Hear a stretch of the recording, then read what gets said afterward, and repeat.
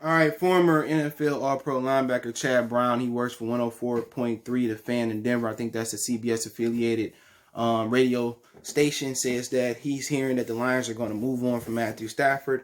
Let's talk about it. That subscribe button, bell icon button, share the video. Appreciate the love, support. Check out Detroit Lions Talk playlist for more videos like this. My whole thing is, all right, how you gonna make a decision before the new GM come in? All right, that's the first thing. All right. The second thing is they knew it was a possibility. You know, even common sense tell you this for Rod Wood, who don't know much about football. Sheila Hampford, who don't know much about football. Her husband could have told her this, but she can pick it out. Stafford came off a back injury, right? In the 2019 season, right? Which you won 3 games, right? Since you knew it was a chance that Stafford may not come back to form, no matter what the physicians say. He had 2 years with a back injury, straight.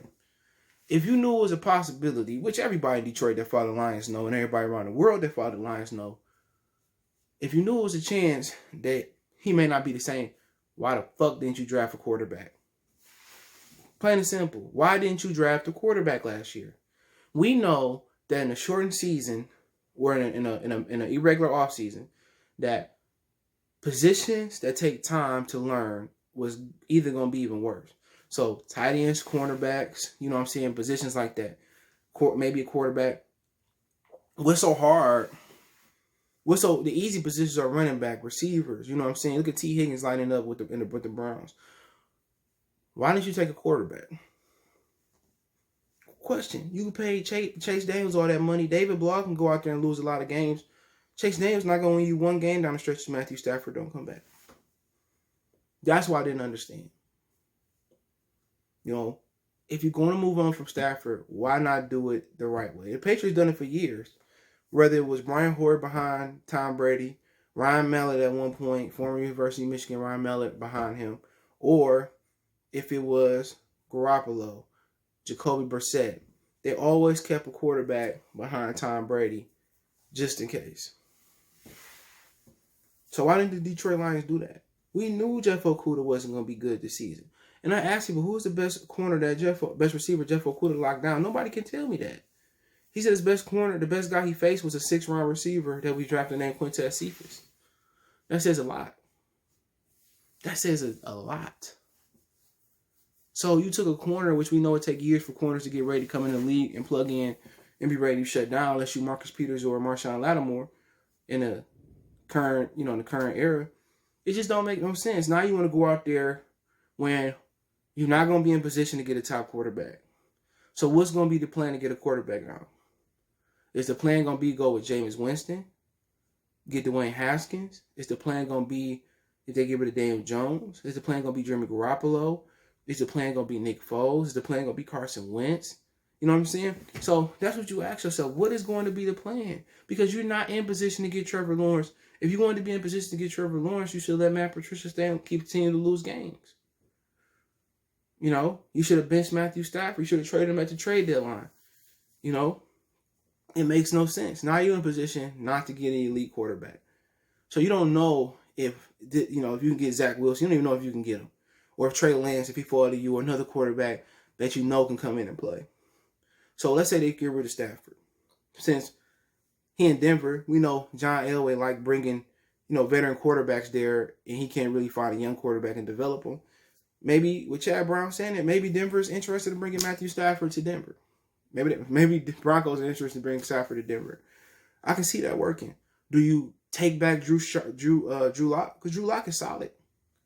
You take back Drew Lock and you get their first or third, whatever they offering, you get it. And say, I'm going to draft another quarterback and them and Lock can battle it out. Or do you just say, just give me draft compensation, and do we go with Jimmy Garoppolo? Do we go with Jameis Winston? Then again, got that contract with Chase Daniels there. You got David Block there you brought to the 52-man roster. So there's a lot of ifs. You know what I'm saying? And personally, is it Stafford just saying, I'm going to retire, I'm done with this shit? Or y'all need to move me because he don't have any guaranteed money left? What I understand, those are all questions that need to be raised. Now, me personally, if I was in this position, what would I do? Interesting. Because it depends what draft position. If I can get Zach Wilson, I take him. I take him. If I think he's the real deal, I take him. But then also I go out there and I get me Jimmy Garoppolo, Jameis Winston. I'm like, okay, if you could beat out Zach Wilson, you can get the job. Or I'll get one of those guys. Maybe Jacoby Brissett or somebody like that. So you don't never know who can be available. But I say, okay, I go get Jameis. We see in Tampa Bay that Jameis Winston will, Tom Brady having the same problems. So I say, Jameis, you get a clean slate. If you can beat out Zach Wilson, or if you bring in Drew Sharp, you can beat him out. You can be the starting quarterback. He be the starting quarterback and it worked, then, we develop Zach Wilson. If Jameis fall off, then when Zach be good enough, he can get him. We can trade Zach Wilson, or we can develop Drew Sharp, showcase him in preseason. We can flip Drew Lock, excuse me. So then, that's kind of one scenario that you can do, and that's probably the most likely scenario. Another scenario, what you can do, you can take Matthew Stafford, and let's say, I don't know, this is a good question. Let's say the Jets get the number 1 pick, right? You like, man, you really want to get rid of Sam Darnold? I'll tell you this. I'll give you every pick I got in the draft. Every pick that I got in the draft.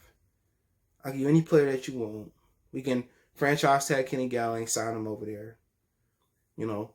I'll trade you everything that you want and just give me the number 1 pick and get Lawrence. You can do that. And then you can trade some of these other players on the team. You can trade some of these other players on the team and get more picks. So if you're missing the 3rd or 4th, whatever you're missing, fill out the team. Coleman, fill out the team. You don't like Okuda, which I'm in favor of this one, fill out the team. Fill out the draft pick. So you can always do that. But then again, think about it. If you trade every pick for the number 1 pick and say, I'll give you Stafford too, or whatever else you want. Let's say the Jets get it and they say, okay, we do the deal. Think about it. You got junior quarterback coming back. He a rookie that really didn't play much. You got Stenberger that might be ready to play. That's a rookie that didn't play much. You get your 7th round pick back. He a rookie that didn't play at all. So you're getting a lot of picks back. You're getting a Jeff Okuda that should be better and ready to play. So you're getting some guys back that didn't really contribute and then didn't really contribute at all. And then you can, some of the guys maybe that don't fit your scheme or one out, you can trade those guys and get more picks. So that's the situation too, because think about it. Bob Quinn been missing on damn near every draft pick for years now. And what you can do is get a list of rookie free agents you want, undrafted free agents, and get them. And that's just the thought. So that's kind of plan A or plan B. Or plan C is probably one that I'm more in favor in. Keep Stafford, restructure the contract, or tear the contract, give him a short-term 1-on-1 deal. You bring in a guy like Zach Wilson, or you bring in a Dwayne Haskins, whoever you believe in. You develop him behind Stafford for a year. And then, if he ain't ready by year 2, you pick up the option on Stafford. You keep going. That's just my opinion on it. You got to keep Stafford, at this point, because you didn't draft a quarterback last year. And that's just the God honest truth. These dudes are idiots. You should have took Herbert or Tua last year. Tua probably was, and when they signed Chase Daniels, we knew they weren't taking a quarterback. The Dolphins knew they weren't trading a quarterback. So they couldn't move down and get picks from the Dolphins for this year or last year. They weren't smart enough to do that. They wanted to go get Chase Daniels all that money. When you could have gave Jacoby Brissett, you could have traded for him. You know what I'm saying? And then they didn't even trade for Dwayne Haskins at the trade deadline, where you can be developing him and see what he got. You be like, okay, can he be the guy? Maybe not. Okay, maybe so. We got our guy. This franchise with Bob Quinn was just, the last 20 years, it's been terrible. It's just a lot of common sense moves that they didn't make. And that's what about coming in with the new GM. It's common sense moves. I got a quarterback that hurt his back the last 2 years. Shouldn't I at least go look at bringing a Jalen Hurts in? Shouldn't I at least go look at bringing a Haskins in, or trading for Brissett, or trading for, or trading or picking up Jameis Winston and Cam? They just didn't make no sense to me. It makes zero sense. And this is your Detroit Lions. And this is what Sheila got to change. But hey, it is what it is. Let me know what you guys think. Don't forget, we on Facebook, Instagram, Twitter. You can reach out if you have a business question, inquiry, sponsorship, video request. All my social media links in the description. Fast way to reach me is Twitter, then Facebook, and Instagram. You want to check out my other channels, Goodfellas Sports TV, my main channel right here on YouTube. Goodfellas Sports TV 2.0. Want to make a donation? Cash App CJ Good 313. That's in the description. PayPal link in the description. Appreciate the love, support. One time for the one time. Mercy Sports Talk. We gone.